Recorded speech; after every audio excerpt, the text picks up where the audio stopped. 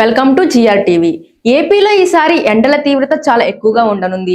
ఆంధ్రప్రదేశ్ రాష్ట్ర విపత్తుల నిర్వహణ సంస్థ దీనిపై కీలక హెచ్చరిక జారీ చేసింది.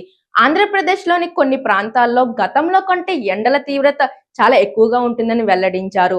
మార్చి 15 తర్వాత ఈ తీవ్రత కనిపించవచ్చని, ముఖ్యంగా కర్నూలు, నంద్యాల, ప్రకాశం, అనంతపురం, శ్రీకాకుళం, శ్రీ సత్యసాయి అన్నమయ్య, కడప జిల్లాల్లో అధిక ఉష్ణోగ్రతలు నమోదయ్యే అవకాశం ఉంది.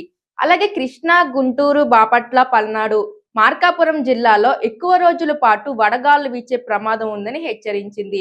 మార్చి నుంచి మే నెల వరకు చివరి వరకు ఈ ప్రాంతంలో ఎండల తీవ్రత ఎక్కువగా ఉంటుందని, గతంలో కంటే 2-3 డిగ్రీల అధిక ఉష్ణోగ్రత నమోదవచ్చని హెచ్చరిస్తున్నారు.